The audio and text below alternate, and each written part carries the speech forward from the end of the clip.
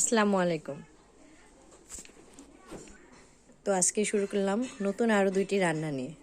আজকে আমি রান্না করব মেথি শাক ভাজি এবং দেশি মুরগির পাও পাক দিয়ে নতুন আলু দিয়ে। তো চলেন রান্নাটা শুরু করি।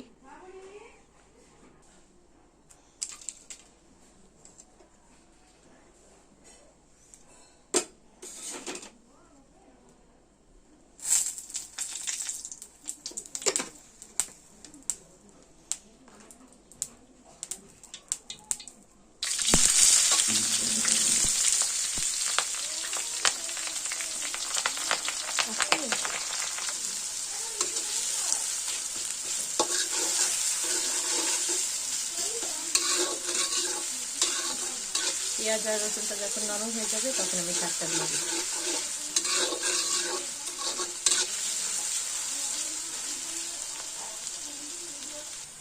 এখন আমি শাকটা দিয়ে দিচ্ছি।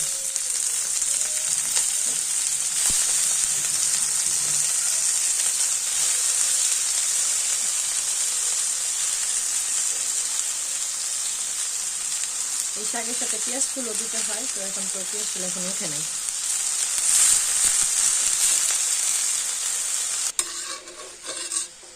শাকটা যখন একটু মজে যাবে তারপর আমি লবণ দিব, নাহলে লবণ বেশি হয়ে যায়। এখন আমি শাকের মধ্যে লবণ দিয়ে দিব।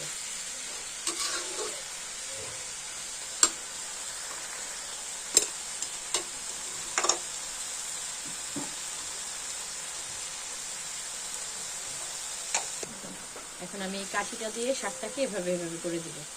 এটা আমি আমার দাদির কাছে দেখেছি, আমার দাদি করতো আগে, তাহলে আর কি একটা সাথে আরেকটা শাক লাগে না।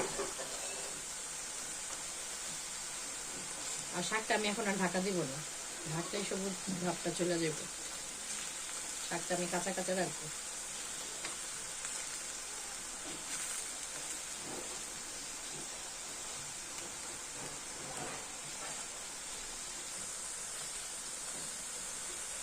মুরব্বী মানুষ থাকলে কত কিছুই না শেখা যায় না।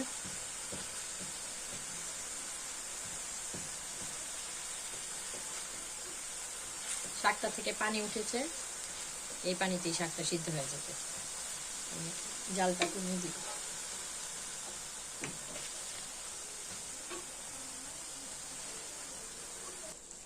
এই মরিচ তিনটা আমি এখন দিয়ে দিব। এই মরিচ তিনটা আমার ননদ নিয়ে আসছে, বলতেছে যে অনেক ঝাল, খায়া দেখো। তো আমি শাকের মধ্যে দিয়ে দিতেছি।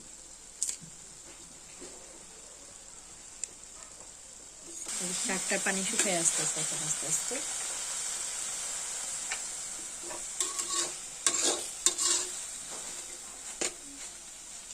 শাকটা আমার কাঁচা কাঁচাই আছে, সবুজ সবুজ ভাব থাকবে আর কি।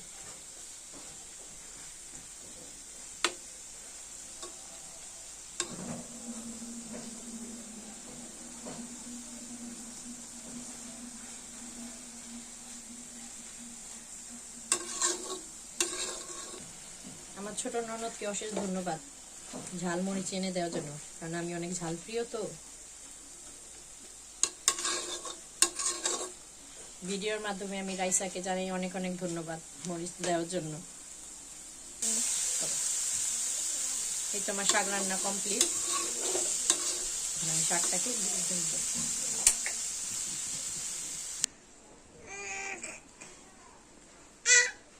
আমার শাকের ফাইনাল লুক এটা।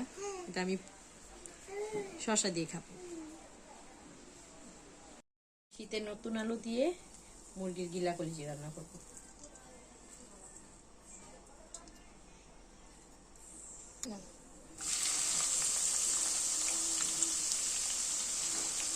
পেঁয়াজ একটু বেশি করে দিতে হবে, তাহলে ঝোলটা ঘন হয়।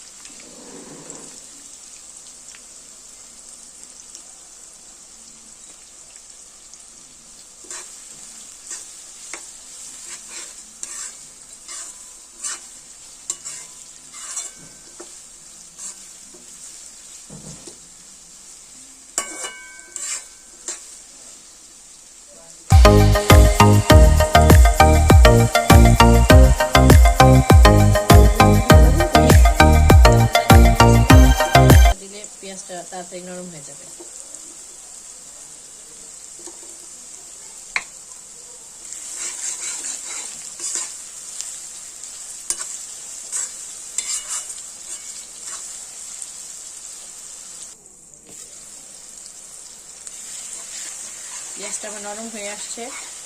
পেঁয়াজটা যখন লাল লাল হবে তখন আমি সব মশলা দিব।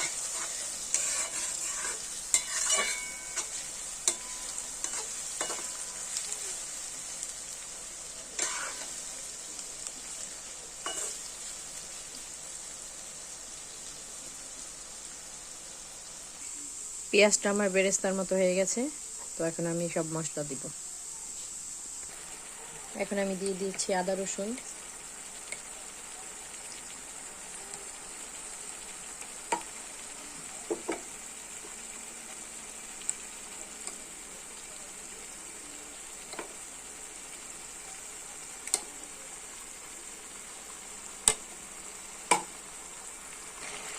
এখন দিচ্ছি ধনিয়া পাতা।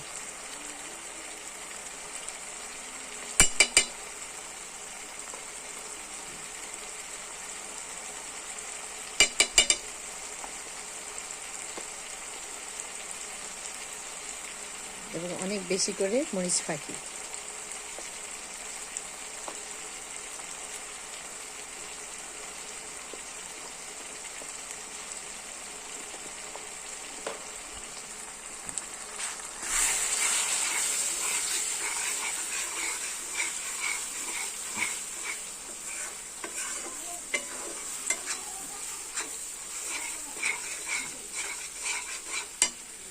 ভালো করে কষাচ্ছি। মশলাটা খুব ভালো করে কষাতে হবে।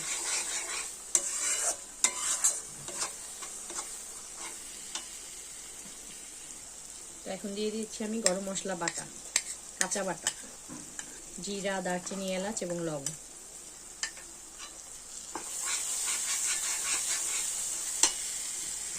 আমি এখানে গরম মশলা গোটা গোটাও দিয়েছি।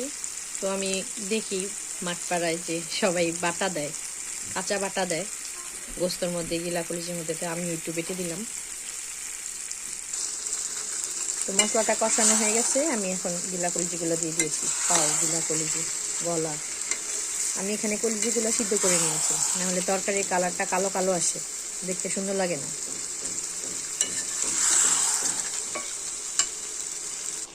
আমি এখানে আলু আর মুরগির পা, গিলা কলিজিগুলো একসাথে দিয়ে কষিয়ে ফেলছি। আমি কড়াইটা চেঞ্জ করে ফেলছি, কারণ ওই কড়াইটা ছোট হয়ে গেছিল। এটা ঢেকে দিলাম। তো রান্না করতে করতে আমার গ্যাস শেষ হয়ে গেছিল। আমি এখন আমার শাশুড়ি চুলাতে এসে পড়লাম।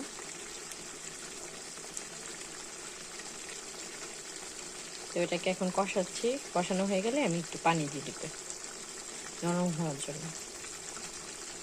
তো আমার কষানো হয়ে গেছে, এখন আমি পানি দিয়ে দেবো, ঝোলের পানি।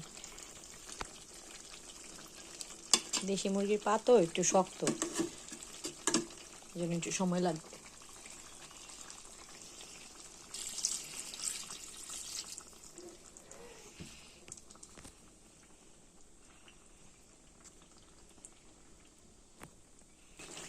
এখন দিয়ে দিচ্ছি আমি গরম মশলা ও জিরা ফাঁকি, ভাজা এগুলা।